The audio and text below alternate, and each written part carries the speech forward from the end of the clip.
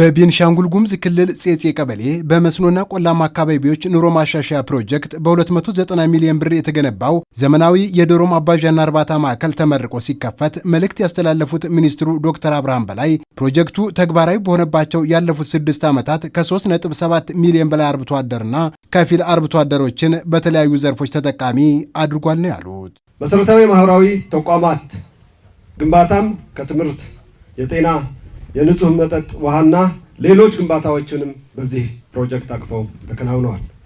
በአጠቃላይ ፕሮጀክቱ ላለፉት 6 ዓመታት 3.75 ሚሊዮን አርብቶ አደሮች እና ከፊል አርብቶ አደር ዜጎችን ተጠቃሚ ያደረገ ሲሆን ከዚህ ውስጥ 47 በመቶው ሴቶች፣ 27 በመቶ ደግሞ ወጣቶች የያዘ ነው። ባለፉት 6 ዓመታት በተሰሩ ስራዎች ከ265,472 በላይ የሆነ የህብረተሰብ ክፍል ተጠቃሚ ማድረግ ተችሏል።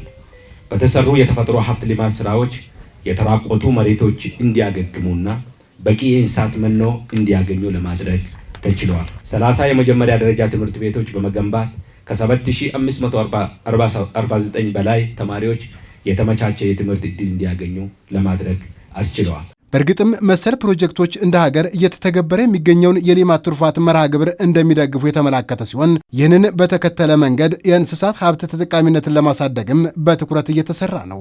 በኤልኤልአርፒ ፕሮጀክት እየተፈጸሙ ያሉ ተግባራት ምሳሌ ሊሆኑ የሚችሉና ይበል የሚያሰኙ ናቸው።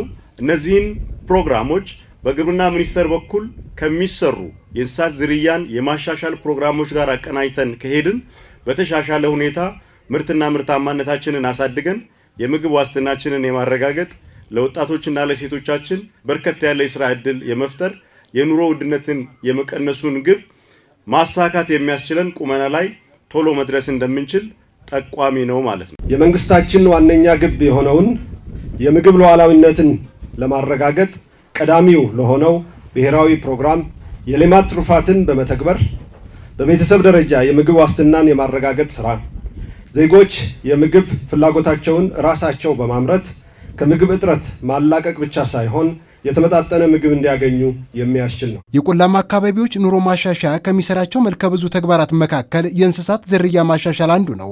ይህም እንደ ሀገር የተጀመረውን ምርታማ የእንስሳት ሀብት እንዲኖር የማድረግ ተግባር እየደገፈ ይገኛል። የዳልጋ ከብቶችን ዝርያ ለማሻሻል ወደ 21 የናይትሮጅን ማዕከላት ተቋቁመው ወደ ተግባር ገብተዋል።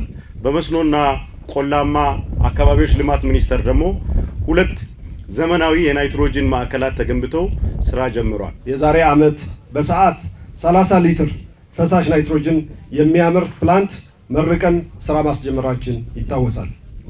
ይህም ከፊል አርብቶ አደሩ ማህበረሰባችን የእንስሳት ዝርያ ለማሻሻል በዘመናዊ መንገድ እንስሳትን ማዳቀል እንዲችል አስችሎታል። ከእጅ ንክኪ የጸዳና ዘመናዊ የእርባታና የመኖ ማቀነባበሪያን የያዘው ማዕከሉ ለአካባቢው ከፊል አርብቶ አደር ማህበረሰብ የተሻሻለ ዶሮ ዝርያን በተመጣጠነ ዋጋ በማቅረብ የስነ ምግብ ባህልን የሚያሳድግና የገቢ አቅምን ማሻሻል የሚያስችል ነው።